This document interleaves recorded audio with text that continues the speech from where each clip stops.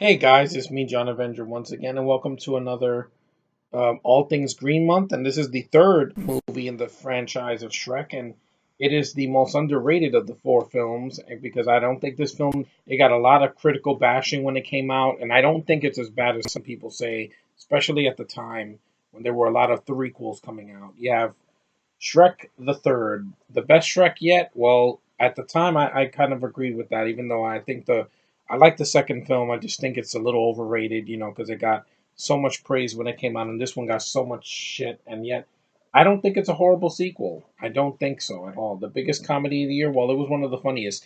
This came out a year where there were three movies in the same month that were threequels. You had Spider-Man 3, this movie, and the third Pirates of the Caribbean. So there were a lot of number threes back then.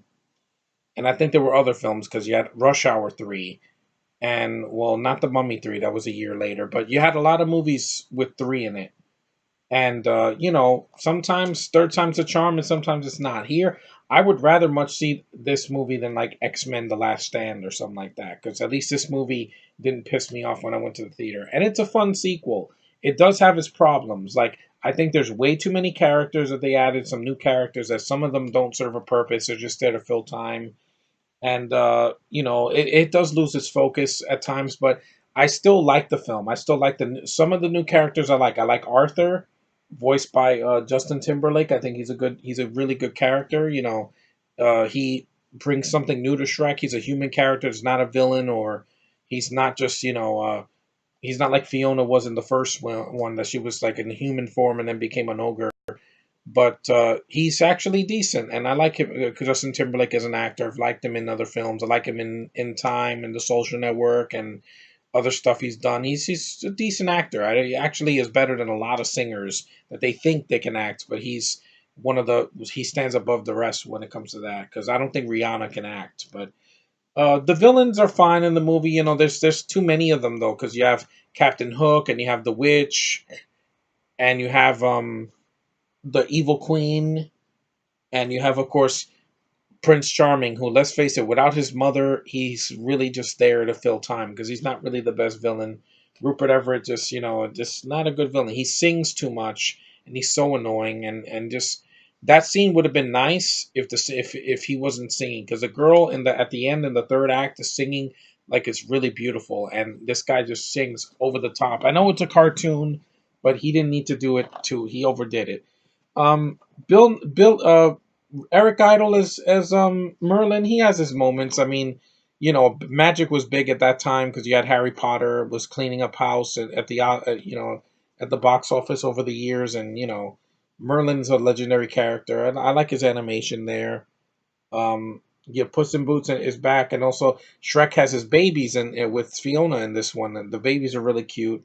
At the end of the film, they show like he has a nightmare that he's having all these kids, and he's gonna be a bad father. It's a funny scene though when the baby's face is on Donkey is like da da. That's funny. Yeah, that makes me laugh. The film makes me laugh a lot. Like, I saw this in the theater. I was laughing my ass off because I thought it was just as funny as the second one. Eddie Murphy's still hilarious as Donkey. He just steals the show like always. His dronkies, the dragon babies, they're cute. I mean, they're only there to show them because they were at the end of the second movie, and yeah, they kept continuity. At least it's just not a sequel in name only.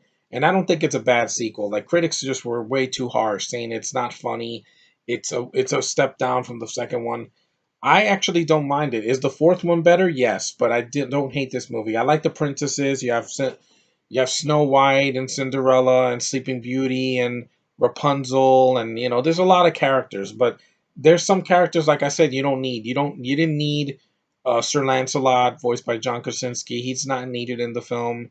Those students in Worcestershire or whatever, you don't need any of those except for Arthur, who I do like. You have the king. From the second film, he dies. He's a frog, and he says you have to find the heir to the throne so that he can continue to be, rule the castle of far, far away. And Shrek looks for him. Basically, that's the main plot. And Mike Myers is still good in this film. This is before he pissed his career away with freaking Love Guru, which is terrible. I've heard horrible things, but for his last Shrek film before his career died, well, he did four, but you know, it was a last hurrah for him, and he did the best he could. I mean, Shrek would never have been the same without Mike Myers, especially after Chris Farley died and after recording his voices for the first Shrek. Mike Myers at least did all the films with Eddie Murphy and Cameron Diaz, and even Banderas, who went on to do two, three, and four, and a spinoff, which I haven't seen yet. So, but it's a decent sequel. I like it. I think it's extremely underrated.